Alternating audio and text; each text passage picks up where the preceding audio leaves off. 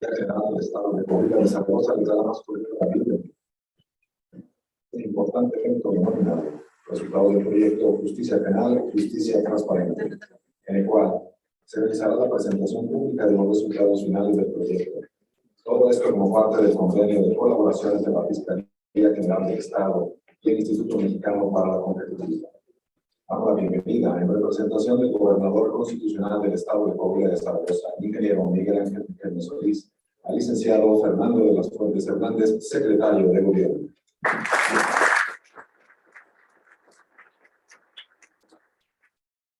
También nos acompaña el doctor Gerardo Márquez Guevara, fiscal general del Estado de Coahuila de Zaragoza.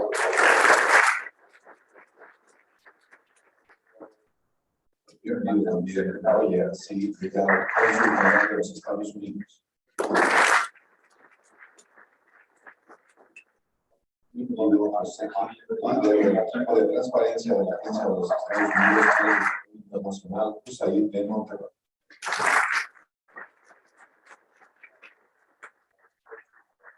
Bienvenido también a Arturo Diego Monreal, coordinador de justicia del Instituto Mexicano para la Competitividad.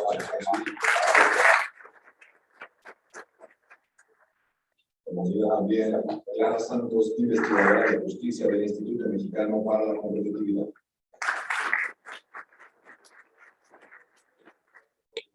Y también en presidio nos acompaña el Hinojosa, investigadora de justicia del Instituto Mexicano para la Competitividad.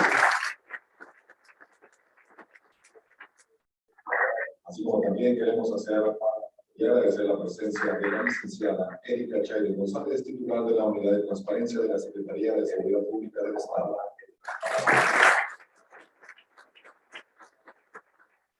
Licenciado Juan José Yáñez Abreu, magistrado de la Sala Colegiada Penal del Poder Judicial del Estado de Coahuila.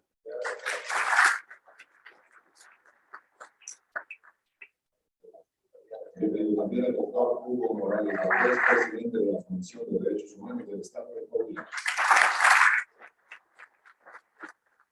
Así como también el licenciado Luis González Briceño, comisionado presidente del Instituto Coahuilense de Acceso a la Información Pública.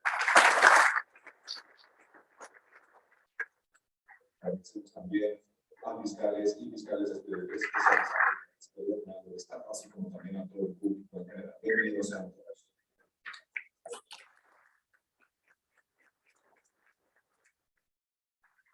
Después escucharemos bienvenida y agradecimiento por parte de la Embajada y la Agencia de los Estados Unidos para el Desarrollo Internacional, a cargo de Roger C. Ricardo, cónsul general de los Estados Unidos.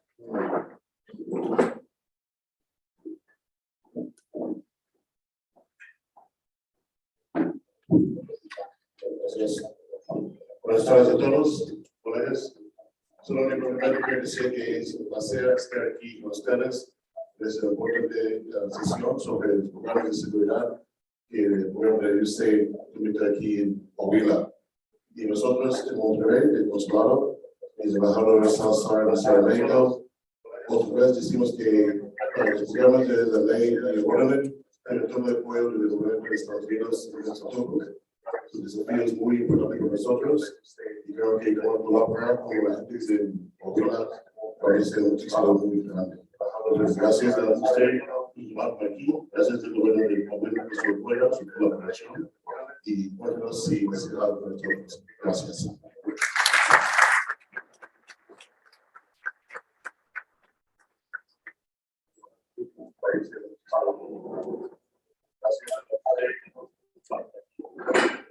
También escucharemos palabras de José Gil, líder del equipo de transparencia de la Agencia de Estados Unidos para el Desarrollo.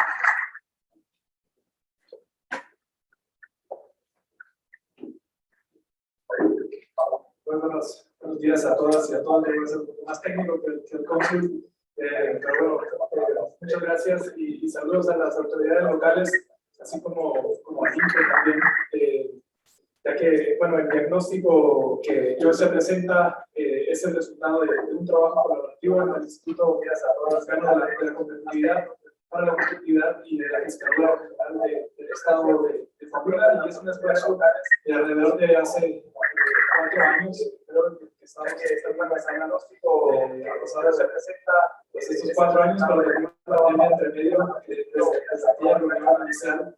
Y en ese sentido creemos que es muy importante e interesante conocer los resultados de este proyecto Justicia Penal, Justicia Transparente, el cual ha recibido el respaldo de la Agencia de los Estados Unidos para el Desarrollo Internacional, USAID.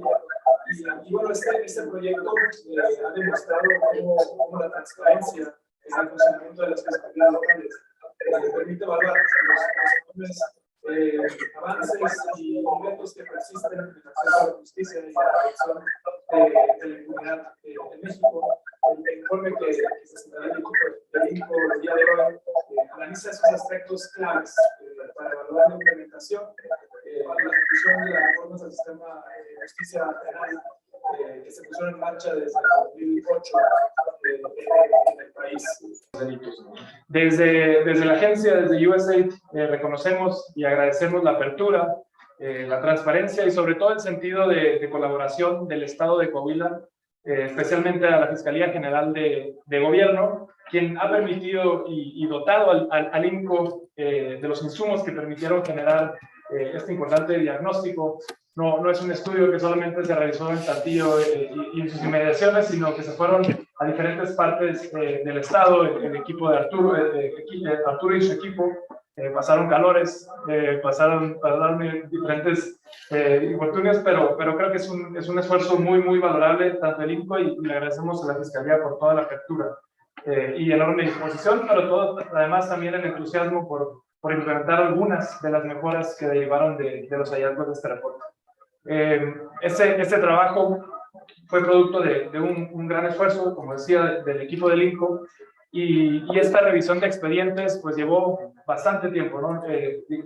Decimos que empezó esto hace 4 años, y expedientes de homicidio y robo, además entrevistas con servidores públicos de las fiscalías, desde peritos, ministerios públicos, policías de investigación, pero también encuestas de los usuarios de la fiscalía, los testigos, los abogados y las víctimas. Así que desde USAID externo mi más alto reconocimiento a Arturo, al INCO y a su equipo. Y en verdad que desde nuestro punto de vista, todo aquello que se puede medir se puede mejorar. Y el INCO, con el apoyo de la Fiscalía General del Estado de Coahuila, ha puesto evidencia en algunas rutas para mejorar estos resultados que van a presentar el día de hoy, sobre todo en la investigación de los delitos, y además sentando las bases para que otras fiscalías del país puedan mejorar su desempeño, reducir la impunidad e incrementar la confianza ciudadana en las instituciones que procuran y administran la justicia en México. Desde USAID trabajamos con la convicción de que los grandes problemas públicos como el acceso a la justicia encuentren soluciones a través del diálogo, pero un diálogo colaborativo entre sociedad civil, las autoridades de gobierno y el sector privado. Sobre todo que los gobiernos locales se estén convirtiendo en el ejemplo de éxito para la evaluación y la mejora de las políticas públicas. Y es en esta convicción que seguiremos trabajando de la mano con estos sectores a través de nuestros programas y en materia de justicia, específicamente con un programa llamado Con Justicia, para poder avanzar hacia un Estado de Derecho más sólido y una administración y procuración de justicia más transparente y eficaz. Muchas gracias. A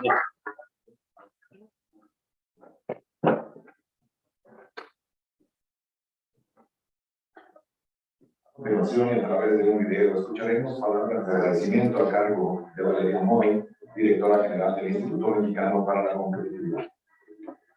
Muy buenos días a todos. Agradezco su presencia en la presentación del estudio Justicia Penal, Justicia Transparente. Este estudio retrata la realidad de la consolidación del sistema de justicia penal en el país, el cual ha ido transitando de un sistema penal en papel, un sistema inquisitorio, a un sistema transparente y oral. De la mano de la Fiscalía y el Gobierno del Estado de Coahuila, en 4 años se revisaron 1,245 expedientes. Suena fácil, es fácil decir un número así, pero la realidad es que implica muchísimo trabajo. Además, se levantaron 612 entrevistas a servidores públicos y se aplicaron 355 encuestas a ciudadanos donde se intentó evaluar la calidad de la impartición de justicia. En este proceso, en estas entrevistas, en estas encuestas, en estos procesos, encontramos poca asesoría y poca representación legal para las víctimas y una falta importante de representación para los imputados. Uno de los datos que llama importantemente la atención es que en el estado de Coahuila no hay la percepción de corrupción en la ciudadanía que visita la Fiscalía. Para que Coahuila tenga un sistema de justicia penal consolidado y eficiente, y muy probablemente no solo Coahuila, sino todos los demás estados del país, es muy importante brindar a sus operadores jurídicos las herramientas para proporcionar un buen servicio. Los resultados de esta investigación son un reflejo de las debilidades institucionales de las fiscalías estatales. Agradecemos sobremanera a la Agencia de los Estados Unidos para el Desarrollo por su apoyo y financiamiento en esta investigación y, por supuesto, la voluntad del Gobierno del Estado y a la Fiscalía General del Estado de Coahuila. Muchas gracias. Cuestiones de agenda. Les pediremos al licenciado Fernando de las Fuentes Hernández, secretario de Gobierno, a quien agradecemos su valiosa participación en este importante evento. Se va a hacer. Es momento ahora de ceder el uso de voz al licenciado Arturo Piñeiro, coordinador de Justicia del Instituto Mexicano de Competitividad, para dar inicio con los resultados del proyecto Justicia Penal, Justicia Transparente. Muy buenos días a todos. Para nosotros es muy emocionante el poder estar aquí. Es un día muy especial para los que hemos podido participar dentro de este proyecto. Es un proyecto sin referentes metodológicos recientes en México, que nos permitió realizar una auditoría ciudadana durante 4 años, recorriendo más de 8,000 kilómetros alrededor de la entidad para conocer las condiciones laborales, aptitudes y desempeño de los servidores públicos operativos que conforman esta fiscalía, y que dio pauta para titularlo Justicia Penal, Justicia Transparente. Quiero agradecer al secretario de Gobierno de Estados Unidos, al cónsul general, Eusaid, por todo su apoyo. Quiero empezar lo que es el acceso a la justicia. ¿Qué significa? ¿Qué significa? El acceso a la justicia como este componente esencial del Estado de Derecho no es más que la puerta de entrada que brinda a las personas la oportunidad de hacer valer y respetar sus derechos. Lamentablemente, lamentablemente muchas personas hoy no lo pueden ver materializado. Esto debido a los altos índices delictivos, de impunidad que hoy estamos viviendo en el país, y en donde a pesar de los esfuerzos no se ha podido vincular lo que bien dice la doctora Ana Laura Maragón, el territorio con el territorio. ¿Y por qué no está sucediendo? Debido a que no se cuenta con instituciones con las competencias y capacidades para realizar su trabajo, que permitan la accesibilidad para todos, y que existan obstáculos normativos, ideológicos o estereotipos que den respuestas ágiles, transparentes, justas y de calidad.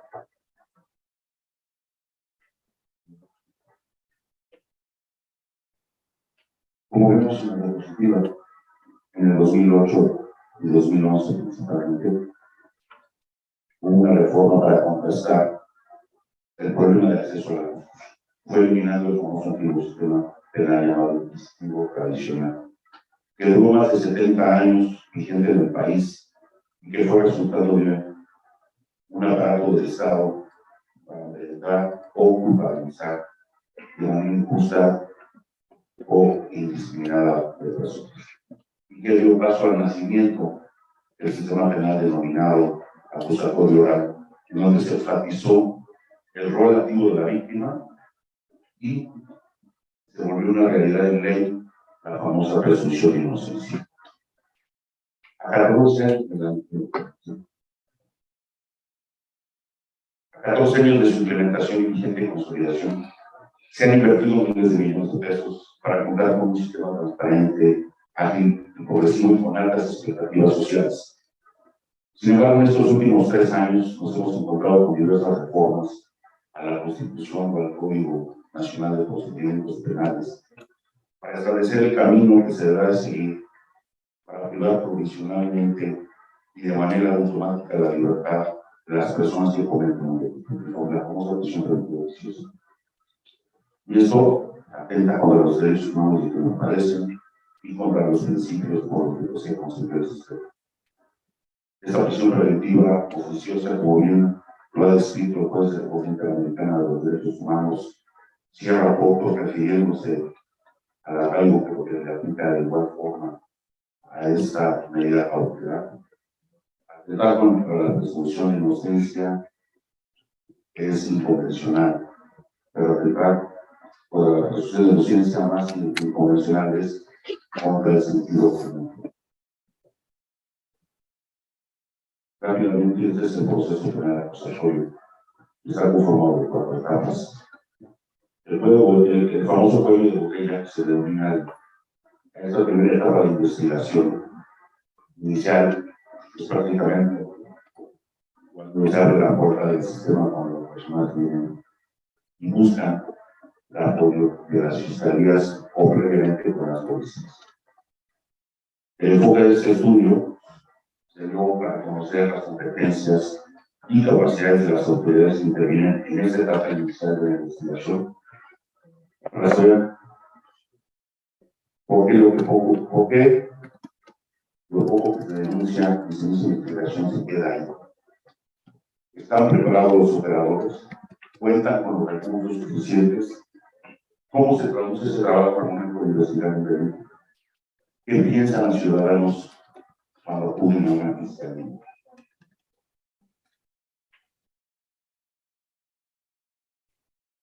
¿Qué diferencias existen entre el sistema inquisitivo y lo que hoy denominamos el acusatorio oral? Como recordemos, el sistema inquisitivo es un procedimiento escrito y era opuesto a la publicidad, de la transparencia, limitaba el derecho a la defensa y la participación de las víctimas, se privilegiaba el formalismo en las actuaciones. Hoy, las actuaciones son plenamente orales, el acceso es transparente y hay una simplificación de procedimientos. A su vez, se contempla la participación activa del imputado o acusado y la víctima. Se procura atender los asuntos por encima del formalismo. A 6 años de su implementación de este nuevo sistema, el inicio de su consolidación, por citar algunas que relacionan las mejoras de algunos pendientes que todavía tenemos. Las policías ya empiezan a dar información necesaria al Ministerio Público para investigar el asunto, y esto a tener municipal. Las víctimas ya tienen derecho a buscar un estado jurídico, cosa que no sucedió en el sistema anterior, y los socios están presentes en las audiencias. ¿Qué pendientes tenemos? Generar la confianza en la policía y el Ministerio Público, la falta de asesores jurídicos por la jurisdiccional, no se hacen los coahuilenses en sentido, limitar el abuso de la prisión como medida cautelar o como fin para tener las personas liberadas. Estos pendientes que acabo de mencionar se reflejan en esta gráfica, nos muestra que México está prácticamente en las últimas 10 posiciones tanto en seguridad como en el sistema criminal. Esa medición que hace el gobierno de este proyecto nos muestra que el sistema penal y el sistema de seguridad público se ha estancado, no ha avanzado, al contrario, ha perjudicado en sus mediciones. Es decir, hay un estancamiento y no progresividad. Si vemos estos números, por mayor razón entendemos que es un problema estructural de las instituciones, de baja confianza de la ciudadanía hacia las mismas y la poca efectividad de resolver estos delitos que entran al sistema penal. El nivel de desconfianza e impunidad es altísimo. Los focos rojos, ¿en dónde están? ¿Hacia dónde tenemos que ver el problema y la solución? Pues este porcentaje nos lo describe adecuadamente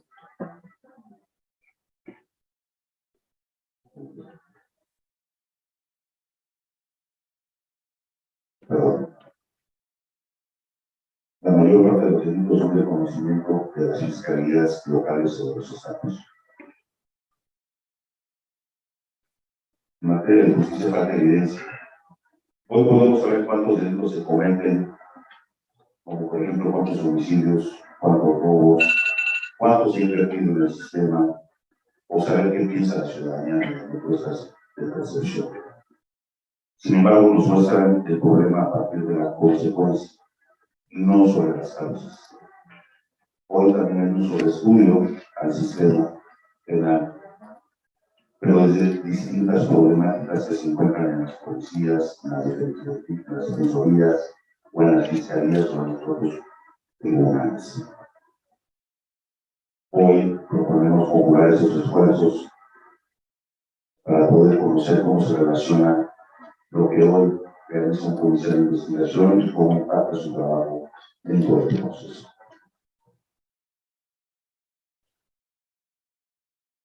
Como un ejercicio de transparencia, participación y contrapeso ciudadano, ayudar a las fiscalías a entender que sucede al interior es una responsabilidad social y de alta voluntad política.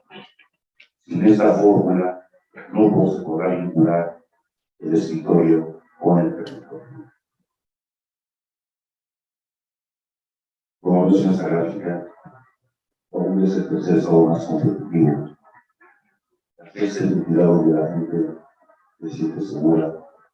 Es un estado con una baja tasa de homicidios y robo de vehículos que hoy, dentro del índice de competitividad estatal, que acaba de salir del programa de competitividad, lo tienen en el segundo lugar en su índice de estado de derecho. La auditoría ciudadana. Vamos entrando en materia, la parte de los datos y errores subjetivados. Coahuila, como les comenté, resultó ser una muestra representativa para poder efectuar ese trabajo. Esto es un ejercicio abierto y transparente que mediante la utilización de evidencia empírica, esto significa la revisión de expedientes, las entrevistas que se hicieron a los operadores, tanto policías, peritos y ministerios públicos, y las encuestas a la ciudadanía. En las oficinas, directamente con ustedes, y con indicadores claros, si tenemos que hacer un marco normativo, tenemos que hacer unas matrices de evaluación e ir levantando mano a mano cada uno de estos insumos y después sistematizar. Entonces, como un ejercicio abierto, transparente, y logramos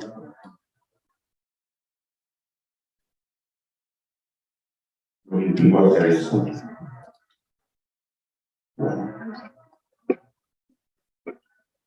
Nosotros somos el principio de Cochumi, durante 4 años.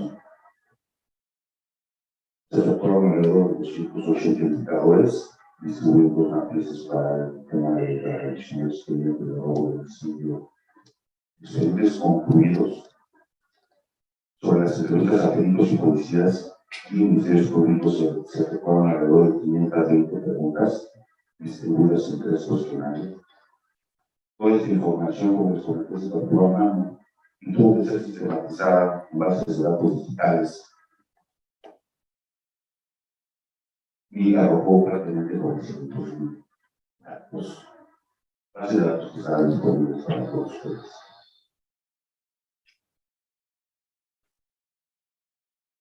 Los siguientes pasos. Hoy hacemos esta presentación. Ya previamente habíamos tenido reuniones con el fiscal y sus principales colaboradores para presentar los resultados de puerta cerrada de cada uno de estos insumos. ¿Qué viene después de esto? La implementación de las recomendaciones, es decir, el seguimiento los implementan. Ellos ya, con estas visitas que tuvimos, ya tienen conocimiento de las mismas. Vamos a ir recomendando, vamos a seguir dando seguimiento a nivel nacional y directamente con el fiscal. Algunos de mis colegas de Clara y Edith les podrán dar los resultados del proyecto. Muchas gracias.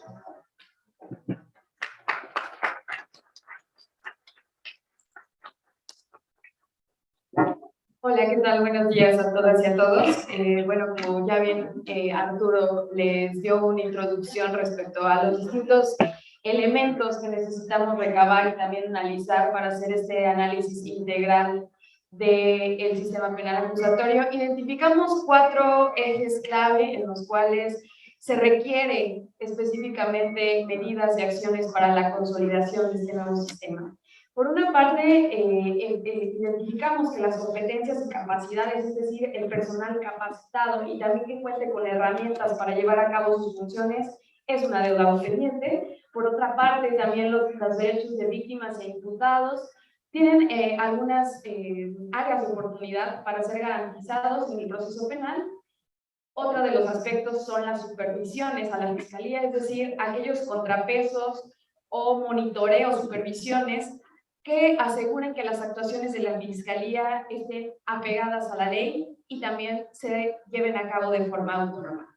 Por otra parte, las formas de determinación, es decir, las formas en las que son concluidos los procesos penales en este sistema y cuál es su forma correcta de determinación.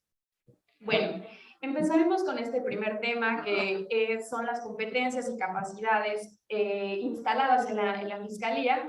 Entendamos competencias como aquellas aptitudes o conocimientos, habilidades, destrezas que el personal de la Fiscalía requiere contar para poder desempeñar su labor de forma eficiente y eficaz. Por otra parte, también tenemos las capacidades, aquellas circunstancias o condiciones materiales y de infraestructura que también se requieren para que las labores que están en el Código Nacional de Procedimientos Penales y otras leyes puedan ser llevados a cabo.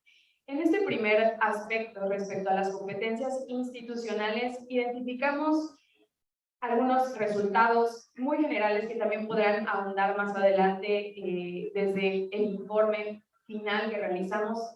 Fue una labor grande de síntesis también presentar algunos de los más representativos que pudieran dar cuenta de este amplio trabajo, pero bueno, identificamos que en cuanto al primer respondiente, ustedes saben ¿no? el personal primer respondiente es aquel servidor público con funciones de seguridad pública, policías generalmente, que tienen como objetivo llegar al lugar de los hechos y poder resguardar posibles objetos que estén relacionados con el hecho probablemente delictivo, dar atención a víctimas e incluso realizar algunas detenciones si el caso lo amerita. Identificamos en las actuaciones de este servidor público que usualmente cuando acuden al lugar de los hechos, estos no acordonan ni inspeccionan este espacio. También identificamos que el 15% recaba testimonios y objetos para la investigación únicamente. Además, en los casos en los que se requería asegurar que la víctima tuviera atención médica y psicológica, prácticamente en unos casos sucedió.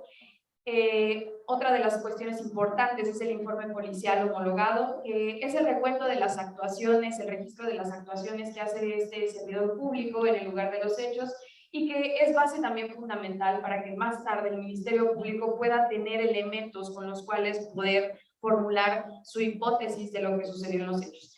Sin embargo, solamente el 30% identificamos que elaboró este informe y hay ciertas deficiencias en el mismo. Algunas lo hacen de forma errónea, también hay datos incompletos en el mismo y digamos, esto es fundamental, como decía, para sustentar lo que más adelante realizará el Ministerio Público.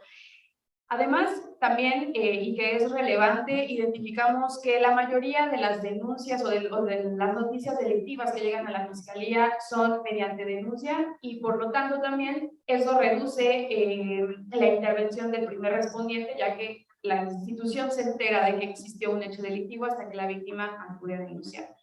Sin embargo, en los casos en donde mencionaba que sí acude el primer respondiente, solamente 2 de cada 10 recaba la denuncia de la víctima, aun cuando después de la reforma de 2008 se incorpora a las funciones de este servidor público el tener la posibilidad de en ese momento recabar la denuncia de las víctimas. Bueno, por otra parte, en cuanto a los resultados en la investigación, identificamos que el 16% de los expedientes no existió la constancia de inicio de investigación. Esto, pese a ser quizá una diligencia mínima de incorporar a la carpeta de investigación un documento, significó en muchos de los casos la falta de inicio en realidad de la investigación misma. Entonces, eso es también importante, es un área de oportunidad, la cual se tiene que asegurar que se inicie que inicie la investigación a través también de esta constancia. Identificamos que el Ministerio Público también omite el solicitar medidas cautelares a un juez, es decir, para imponerle al imputado, y también que no aplica medidas de protección a la víctima, aun cuando los casos que analizamos lo requerían. También solo 2 de cada 10 casos el Ministerio Público coordinó de forma eficiente a la Policía de Investigación y peritos para investigar.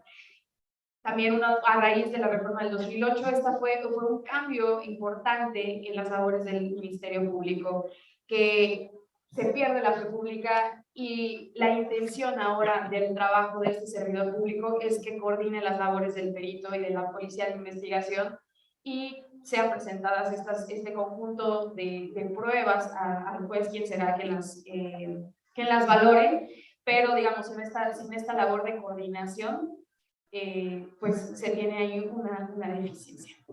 Por otra parte, mencionábamos esta importancia del primer respondiente también para que el Ministerio Público pueda formular una hipótesis de lo que ocurrió en el lugar de los hechos. Identificamos que solamente el 10% de los ministerios públicos agotó alguna o algunas líneas de investigación, las cuales son fundamentales justamente para el esclarecimiento de los delitos. Por otra parte, en cuanto también a los resultados de la investigación, identificamos que disminuyó la realización de dictámenes periciales y también se persiste la falta de realización de dictámenes.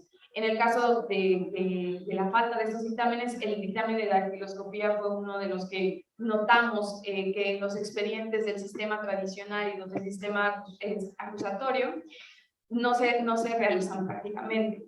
El 36% disminuyó en cuanto a las periciales de criminalística.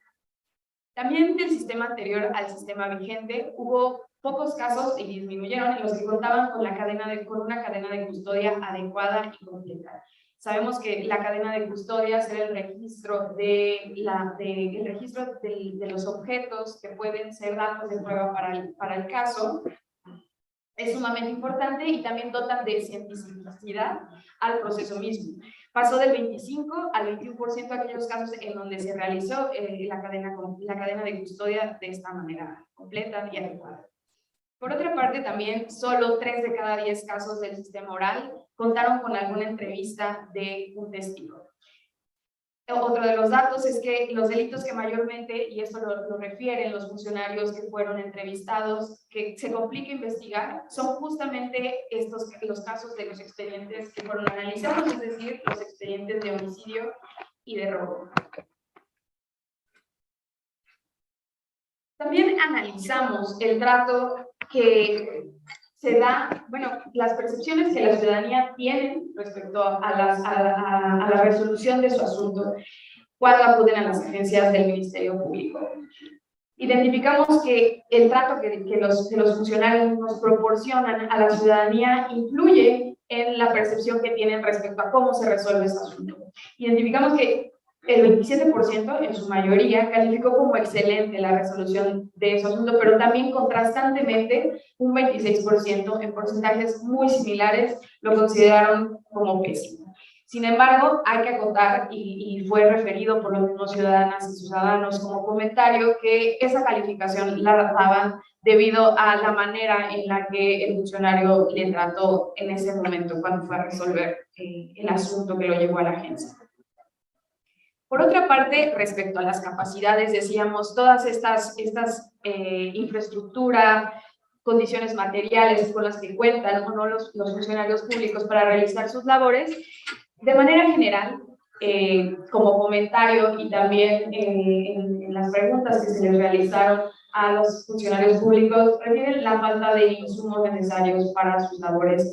policías de investigación y peritos hacen referencia a cuestiones de uniformes, por ejemplo, o de un espacio adecuado para reservar las pruebas, y también hacen énfasis especialmente en la falta de personal suficiente para poder dar respuesta a la demanda de servicios de procuración de justicia en la institución, lo cual tiene como consecuencia que el personal de la Fiscalía trabaje y tenga una carga laboral amplia. La mayoría de los operadores refirió que trabajaba hasta 60 horas semanales, y lo cual también influye e impacta en los resultados mismos de sus actuaciones como funcionarios. Otro de los aspectos fundamentales que también consideramos en este aspecto es la pertenencia del personal al servicio civil de carrera, lo cual es una oportunidad y es, por una parte, que los funcionarios públicos perciban en la institución la permanencia, el ascenso e incluso el ingreso a la Fiscalía como servidores públicos desde una perspectiva meritocrática y de logros profesionales. También asegurar que los operadores de justicia pertenezcan a este servicio civil de carrera, pues asegura por una parte su permanencia, su estabilidad y su crecimiento profesional. Identificamos que solo 3 de cada 10 policías de investigación y peritos pertenecen al servicio civil de carrera. También hay algunos porcentajes en donde algunos funcionarios públicos no contestaron esta pregunta o desconocen si pertenecen o no a este servicio. Cedo en este momento la palabra a mi colega Edith.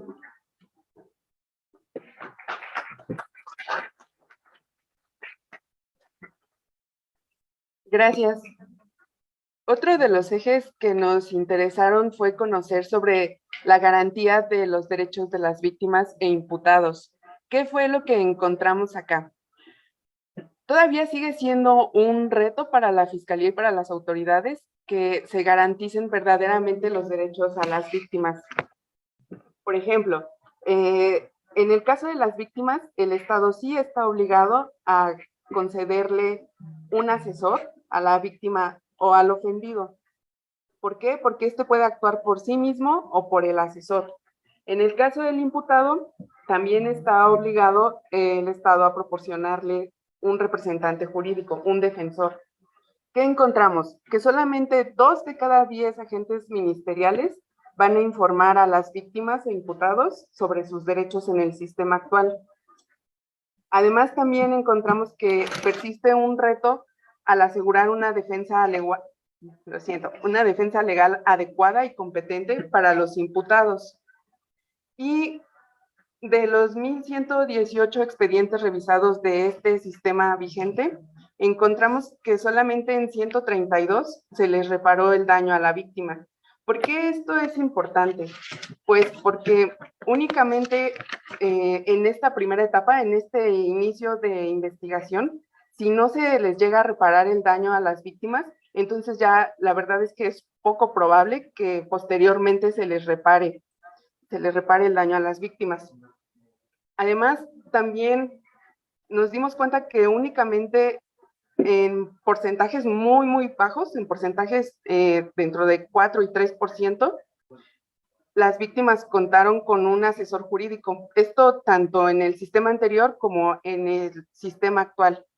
Y ¿qué vemos? Que aun cuando los derechos tanto de víctimas como imputados son fomentados a partir de las reformas de 2008 y de 2011, en realidad no se les está asesorando a las víctimas, no se está cumpliendo con uno de esos requisitos, asesorar a las víctimas. También encontramos que no siempre se traduce contar con una defensa cuando se es imputado, cuando se les está acusando de algún probable hecho delictivo, no siempre se traduce en que la defensa del imputado realmente haga una defensa activa.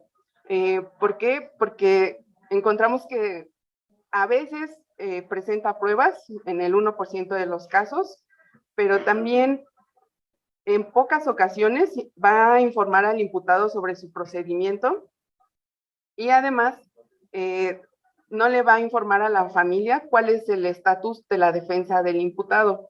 Nuevamente voy a regresar la palabra a Clara. Ella nos va a hablar sobre las actuaciones de la Fiscalía. Sí, muchas gracias, Edith. Bueno, bien, como comentábamos también, otro de los aspectos fundamentales que identificamos para la consolidación de este sistema penal acusatorio son las supervisiones que hay en las actuaciones de la Fiscalía.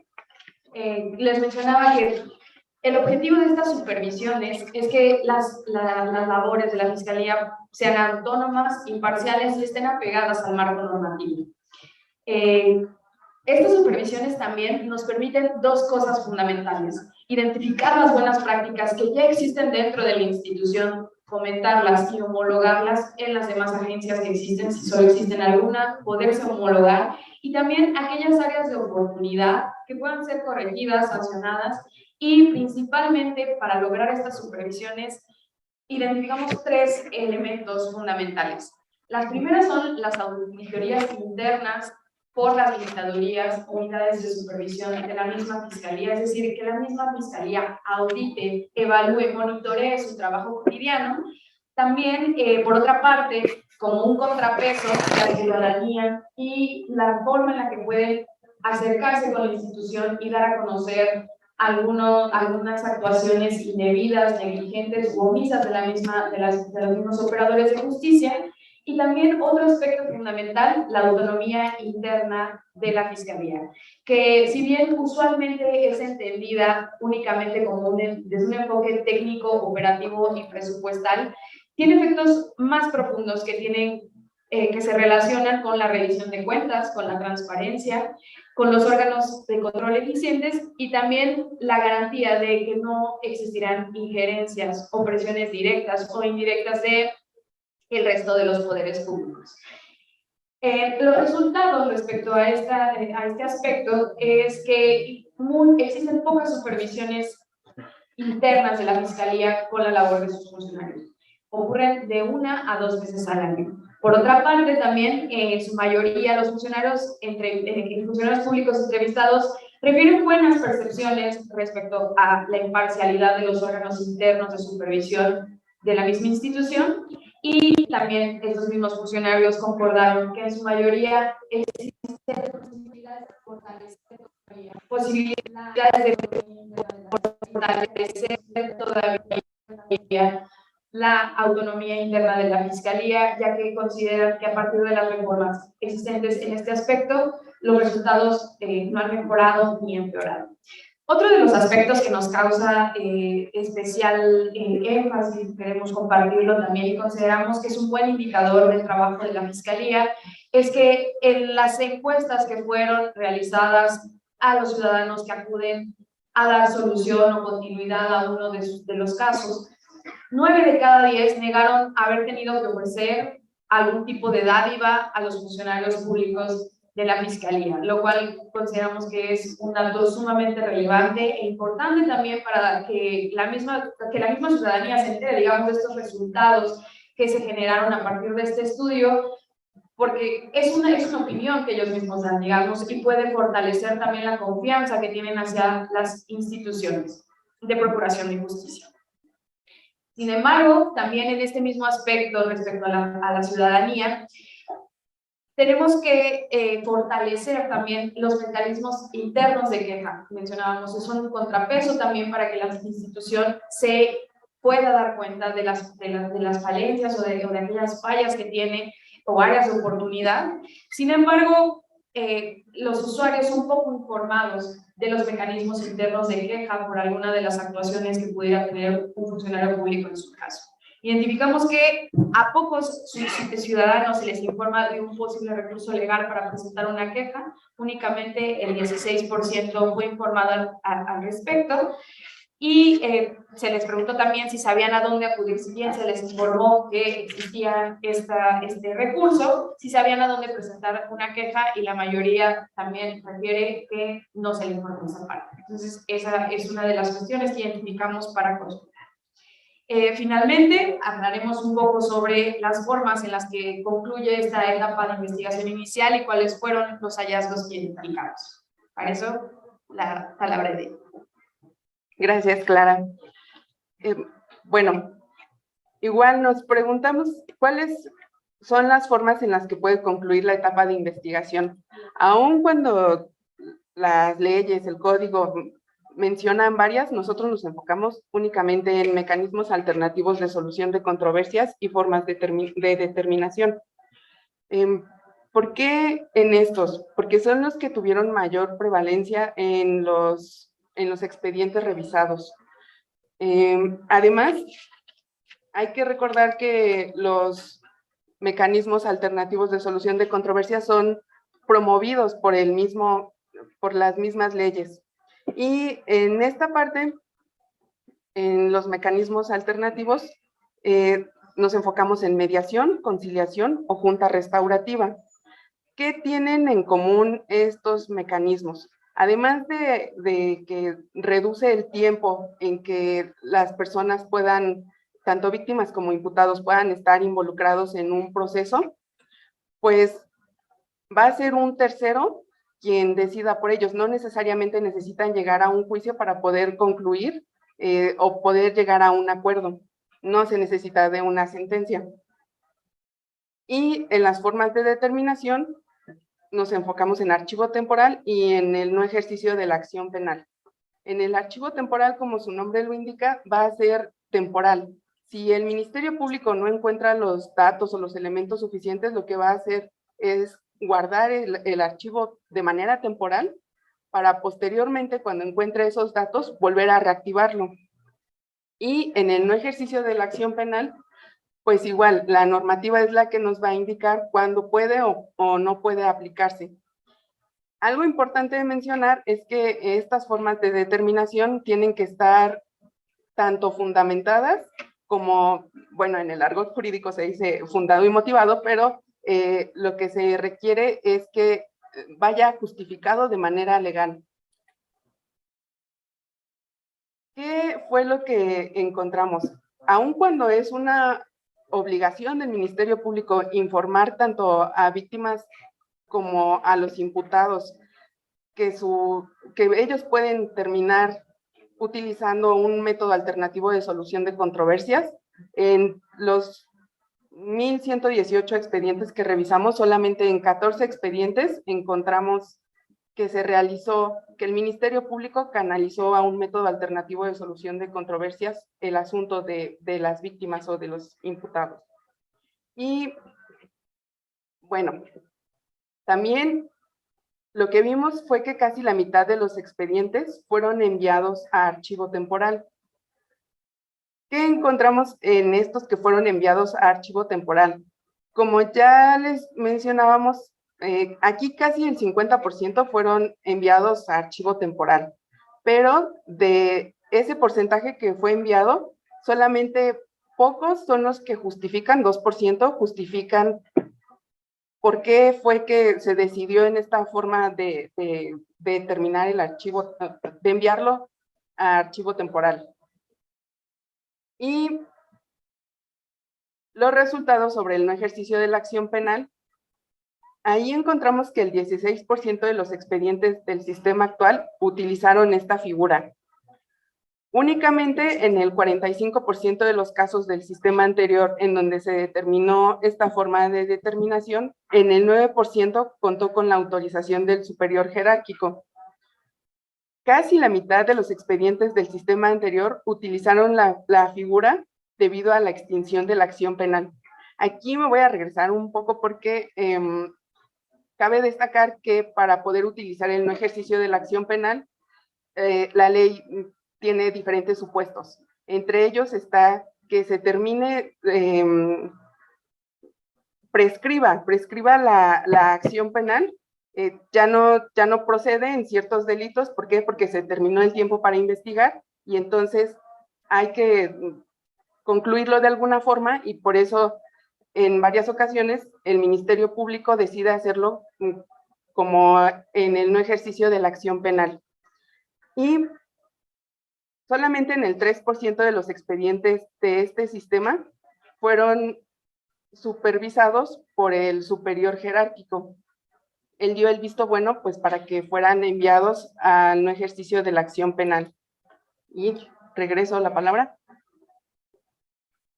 Gracias.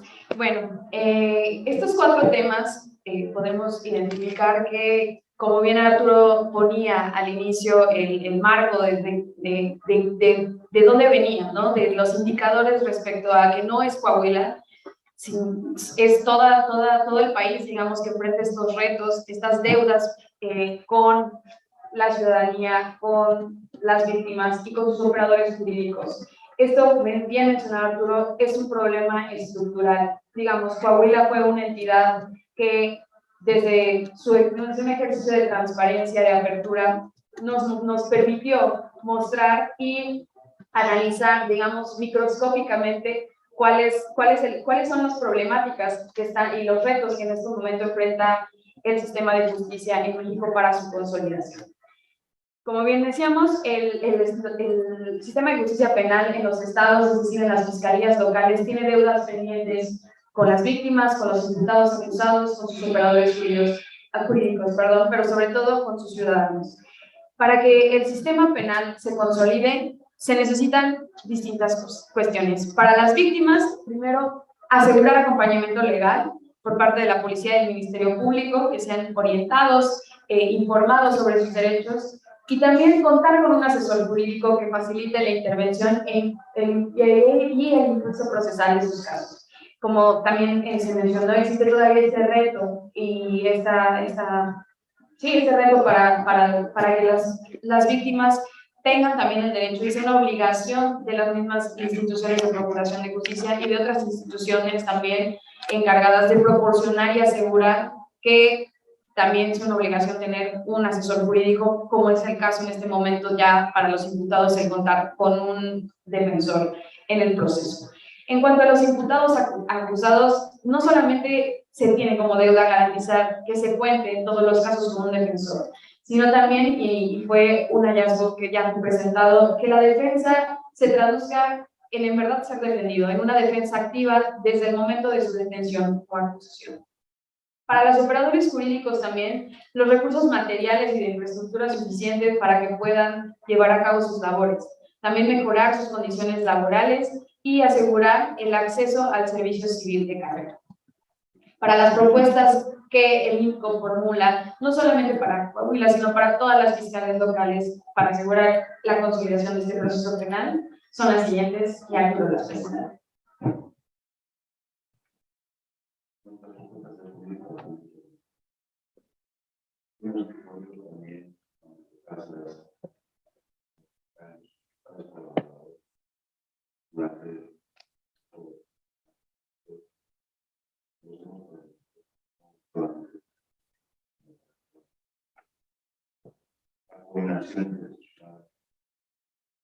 Es una importante herramienta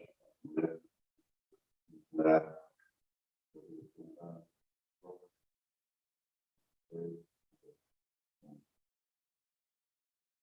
promover estas clases sin tener los puntos no nada más entre los estados más asesores jurídicos, más asesores, ordenar trabajo de promedio, peritos, asesores, el único que sale por medio del Poder Nacional son los ministerios públicos.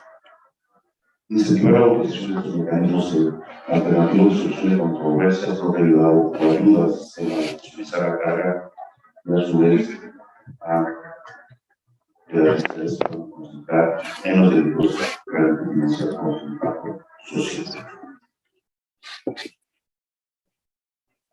Es importante solicitar la voz de los operadores o los operadores de la fiscalía a fin de dar a conocer también los usuarios se aquejan, muchos usuarios se aquejan de no saber ni dónde presentar una denuncia o una queja en contra de ustedes. Es necesario y mejorar esos canales de comunicación. A su vez, es importante elaborar estos indicadores claros y agregados al Código Nacional de Procesos Penales y a las reglamentaciones internas de la Fiscalía, que realmente lo hacen mediante protocolos o acuerdos. que puedan establecer un lineamiento específico para los propios creadores públicos de cómo o qué se necesita para que pueda ser utilizado o permitido mandar un expediente de archivo o en su caso a un ejercicio de acción penal. Inclusive la utilización de los criterios de comunidad, donde se tiene que emitir un lineamiento que tienen que regir los fiscales para poder solicitar. A su vez, parte de los retos de este proyecto y en los años a lo que nos enfrentamos fue de que no tuvimos nunca acceso, digamos, a los expedientes de manera digitalizada, tuvimos que hacerlo en papel. Aquí es un reto para presupuestar y es muy elevado a la fiscalía que pueda contar con esta herramienta. Entonces, que se les pueda dar un acceso sencillo a quienes quieran evaluarla, pero a su vez un beneficio para ustedes. Este tipo de herramientas ayudan a tener control sobre el trabajo también del servicio del servidor público. Por último, estamos convencidos que la calidad de la información define la calidad de la toma de decisiones de política pública. Tenemos confianza que este gran trabajo ayudará a cerrar las brechas entre el escritorio y territorio y provocar que sea al contrario, que las necesidades que se tienen surjan de los que operan y transitan en este sistema y no por quienes para quedar bien ante la opinión pública lo perjudican con ocurrencias de oportunismo político o populismo penal. No me resta más que agradecer al cónsul general de los Estados Unidos. Muchas gracias por su presencia. Ahí, José, muchas gracias por tu apoyo y confianza durante cerca de 5 años. Estimados doctor Márquez, la Patricia Reyes, delegados fiscales especializados, policías de investigación, ministerios públicos, peritos y demás funcionarios de la Fiscalía, sin su apertura, compromiso, trabajo y calidez mostrada a lo largo de estos años, esto no hubiera podido ser posible.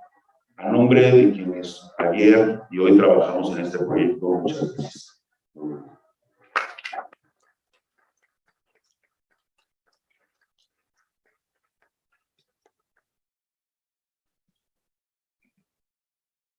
Gracias y ahora se apertura la sesión de preguntas y respuestas a medios de comunicación, invitados o panelistas. ¿Alguien tiene alguna pregunta?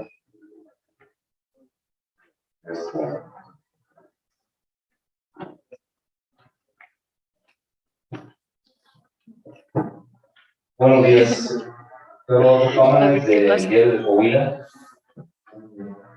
Mi pregunta sería, es muy interesante todo lo que están dando a conocer, pero me gustaría saber de los expedientes que tomaron como referencia de qué años son, de qué administración estamos hablando, porque aquí el proceso de las auditorías suele ser muchos años hacia atrás y me gustaría saber en particular este estudio qué marca, qué año marca. Sí. Como lo comentamos, el reto era revisar expedientes concluidos para no interferir en asuntos que están todavía en trámite de investigación. Prácticamente se envió de ambos sistemas para hacer ese comparativo del sistema tradicional y principalmente enfocamos nuestros esfuerzos al sistema vigente. Empezamos a evaluar a partir del 2013, que entró Monclova, que fue sucesivamente por municipio, con los expedientes de 2013 hasta el 18, prácticamente, los que se evaluaron. Me pasa, preguntarle, ¿ya está el diagnóstico? ¿Ya está detectada la enfermedad? ¿Cómo la van a curar?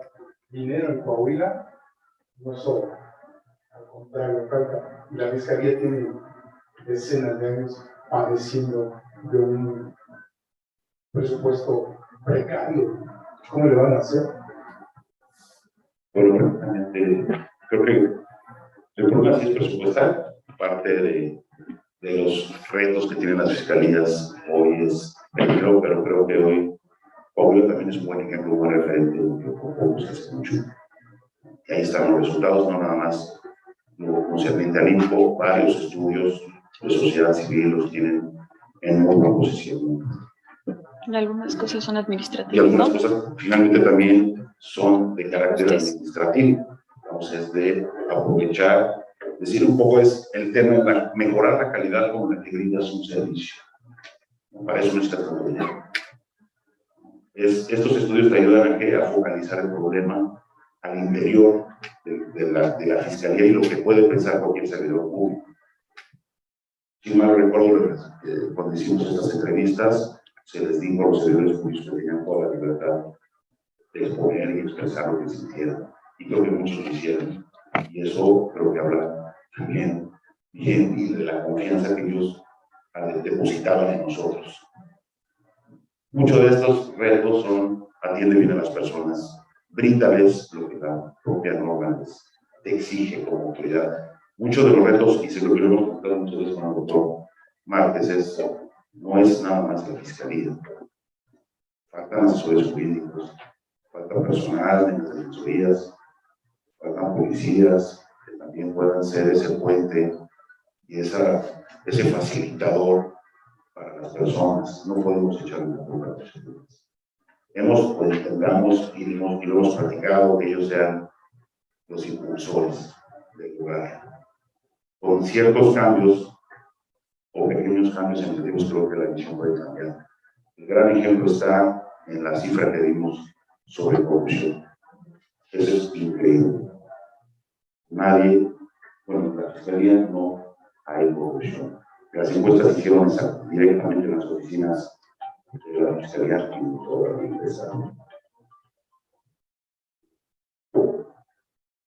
¿Una otra pregunta?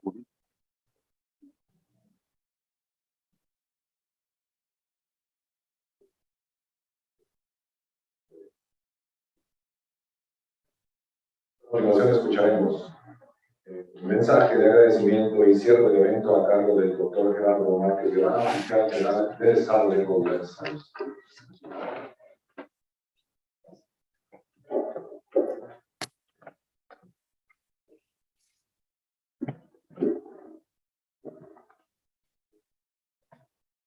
Muy buenas tardes, tengan todas y todos ustedes. Agradezco profundamente el acompañamiento a este evento del Cónsul General de los Estados Unidos de América, Roger Riló, a José Gil del programa USAID, a Arturo Pinero, Real, coordinador de Justicia del Instituto Mexicano de Contabilidad, Clara Santos, Edith, así como a todo el equipo de INCO, a la Secretaría de Gobierno que tuvo necesidad de salirse por temas de agenda, a Gustavo Juan José, Morales, a Erika Chávez, Hugo Luis Diseño, gracias por acompañarnos, a la representación de la Secretaría de Seguridad Pública del Estado, muchas gracias. A todos los que nos favor de acompañarnos en este evento. Quisiera, antes de leer el mensaje que me ha sido preparado para este propósito, hacer algunas precisiones. Evidentemente, este ejercicio de auditoría ciudadana tiene como propósito, pues, advertir, encontrar las áreas de oportunidad en las que la Fiscalía General del Estado debe poner atención para mejorar el servicio de los usuarios. Ya se han hecho algunas peticiones, ya se han observado cuáles son las deficiencias, los ayudos que tenemos, también algunas recomendaciones para mejorar este servicio. Es menester también mencionar que, como las preguntas que también se hicieron por parte de la prensa, a quien también agradecemos su presencia en este evento, ha sido revisado el ejercicio del año 2018 hacia atrás, por virtud de la conclusión de expedientes que podrían ser analizados y no los posteriores, para no estorbar la investigación consecuente en estos procesos.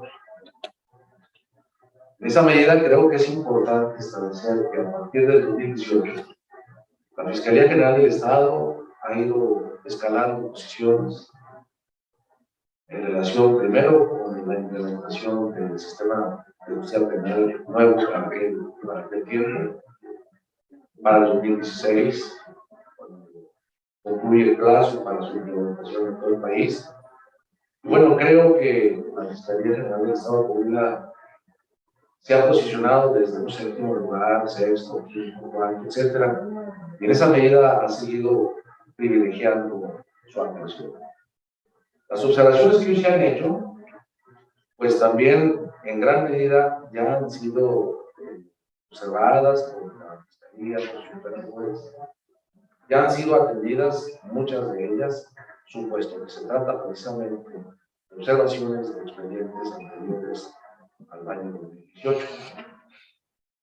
¿Por qué me atrevo yo a mencionar que ya han sido observadas estas puntualizaciones que ha hecho ahora esta auditoría? Porque también ustedes han advertido que el mismo instituto ha emitido un estudio en el último año, que es el índice de competitividad estatal 2022, en el que se analizan precisamente los 32 estados de la República, y de alguna forma posiciona al estado de Coahuila en el tercer lugar.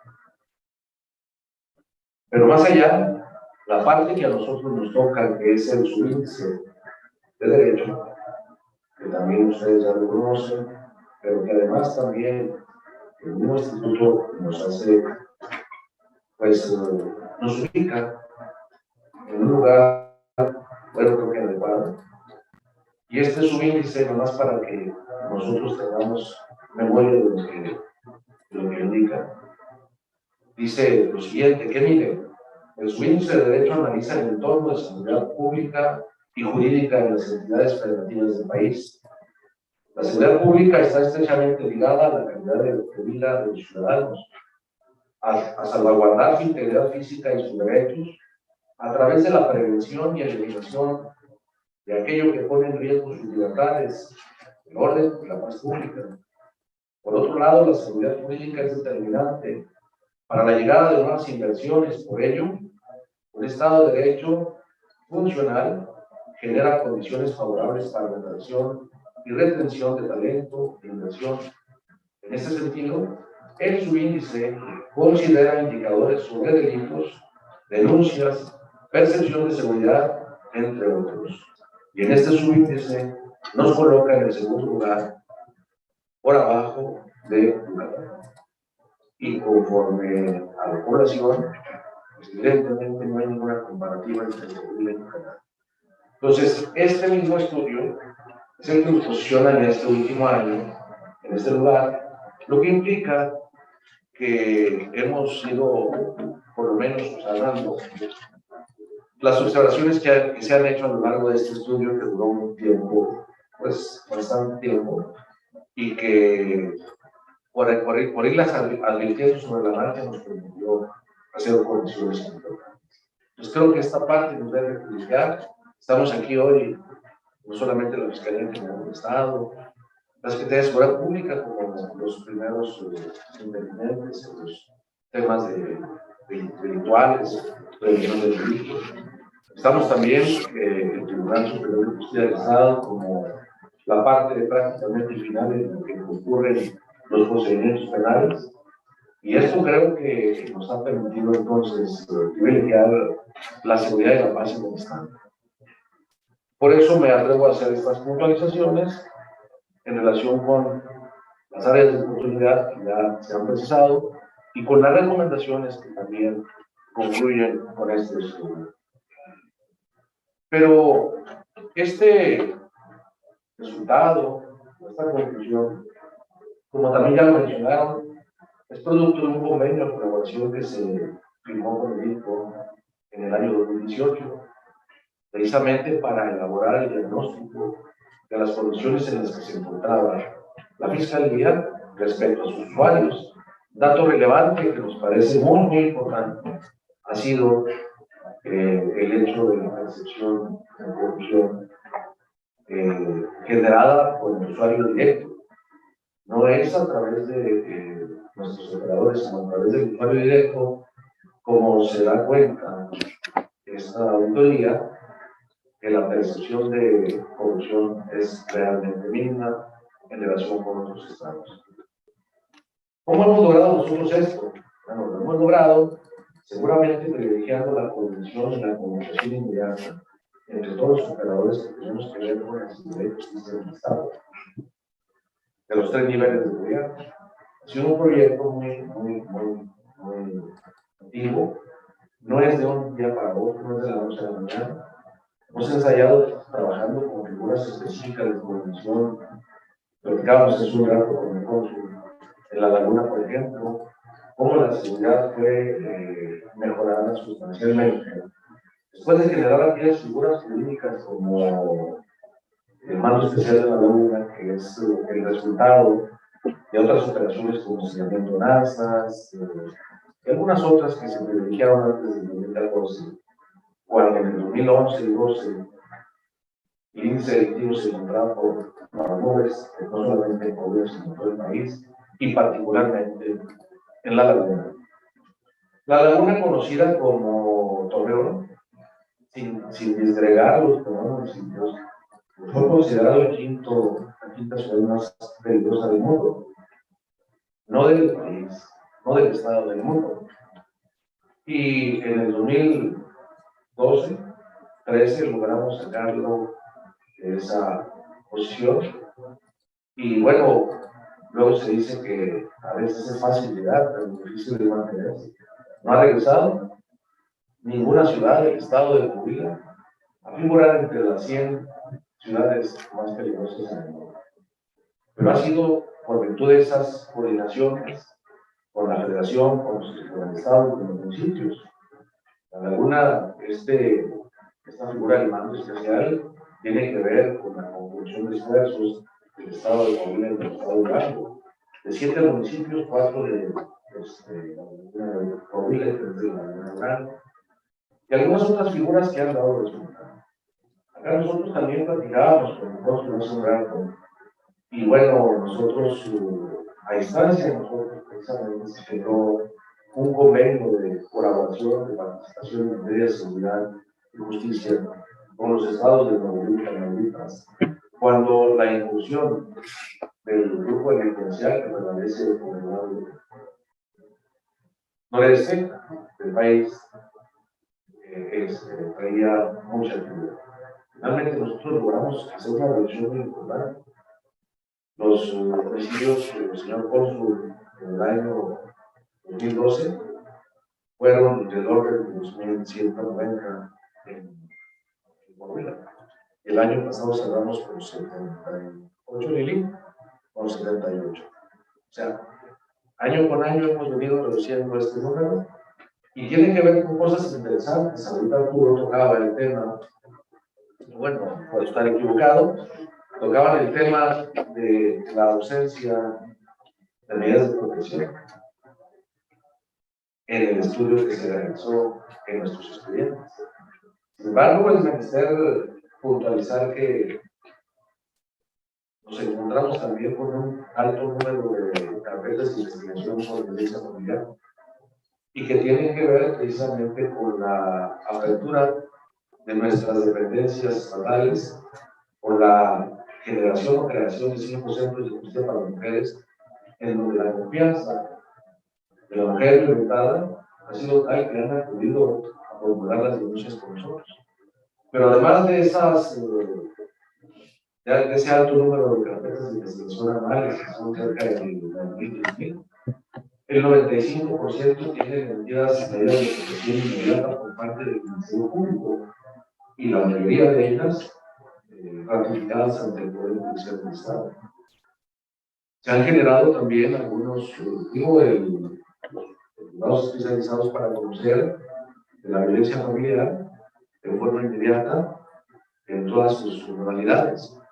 Esta parte ha privilegiado, pues, que se haya un acercamiento con el Estado para la promoción de estas medidas. Hablé yo de los homicidios en el Estado. Nosotros hemos también privilegiado la investigación en el tema del narcotráfico. Aparecemos en primer lugar a nivel nacional con mayor número de carpetas de investigación. Y parece paradójico que Coahuila tenga tanto narcomenudeo cuando otros estados lo tienen. Que hay que hablarlo claro, Michoacán, Guanajuato, Guerrero, Tamaulipas, que no tienen un alto número, es más, no tienen narcomenudeo. Hay Colima, no tiene una sola carpeta de narcomenudeo. Es paradójico, sí, nada más que nosotros hemos hecho una inversión. Decía yo otra noche, no es una inversión monetaria, es una inversión de los números.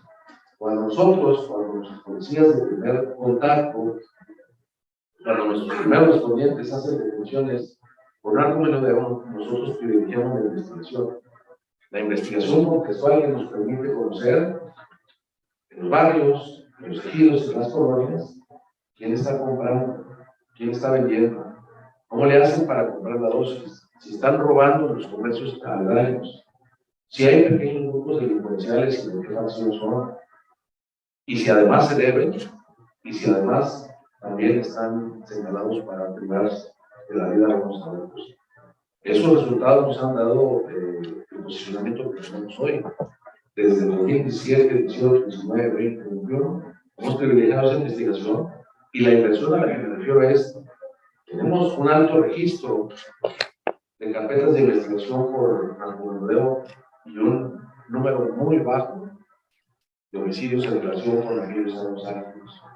Entonces, esa parte es importante y nosotros la hemos puesto sobre la mesa en las reuniones nacionales y más allá todavía la hemos llevado a mesas internacionales con un modelo de justicia, de seguridad y justicia en el estado de Coahuila para privilegiar el poder del país. Y la hemos puesto sobre la mesa y creo que es lo que nos ha posicionado en los primeros lugares, no solamente a la Fiscalía, sino al Estado. Tenemos muchísimos ejemplos de esta coordinación, muchos en la laguna. Tenemos ejemplos también de coordinación con las autoridades de Estados Unidos, particularmente con el estado de Texas, en el área del Río y de I-Paz, en donde, entre otros operaciones o convenios, programas, tenemos el programa Busca, en donde hemos localizado una serie de objetivos importantes, primordiales, con orden de aprehensión en Estados Unidos o en México, y que hemos hecho un intercambio con deportaciones controladas y que nos ha dado resultado. El último de ellos, bueno, pues es uno de los líderes del CDN, que fue una operación conjunta de todos los Estados Unidos. Uno de ellos es el que privó de la vida a un agente policial en el estado de Texas. Entonces, creo que estos ejemplos de coordinación que nosotros hemos tenido con las diversas dependencias de seguridad y justicia son las que han privilegiado que vayamos perfeccionando nuestro trabajo, que nuestros operadores vayan haciendo las cosas mejor. Se menciona ahí también el servicio civil de carrera, en el que, bueno, también nosotros a través del Instituto de Profesionalización hemos generado por lo menos cada año entre 6 y 7 convocatorias para peritos, policías públicos, para policías de investigación criminal. Y cada año tenemos generaciones que se suman a nuestra fuerza de trabajo y con alta especialización. Hemos enviado incluso con el apoyo, desde luego, también de la Embajada de Estados Unidos a nuestros operadores a capacitarse. En este momento, el director. Entonces, todo esto creo que nos hace para la investigación criminal que se encuentra en Argentina. También tomando una conversación. Entonces, todo esto creo que nos ha servido para mejorar nuestra actuación, para dar un mejor servicio a nuestros usuarios y para posicionar a Coahuila en este lugar en el que el mismo Instituto Mexicano de Contabilidad nos ha colocado. Y bueno, este es un tema que hay que continuar privilegiando, porque si bajamos los gastos, entonces ahora sí con resolución, el único estado seguro y de paz es Coahuila y queremos seguirlo manteniendo. Muchas gracias.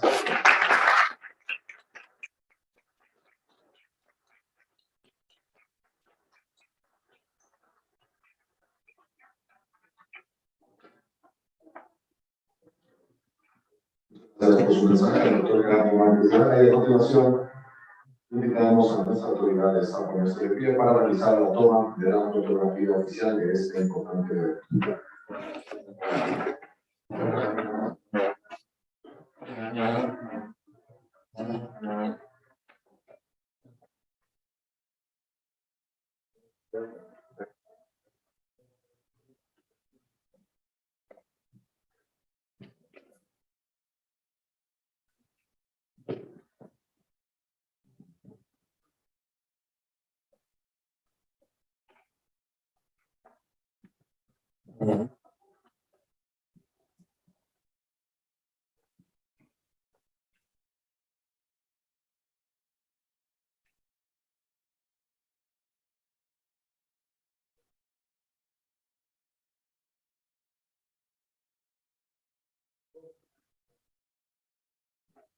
Bien, pues queremos agradecer la presencia de nuestras autoridades en este evento, así como también a ustedes.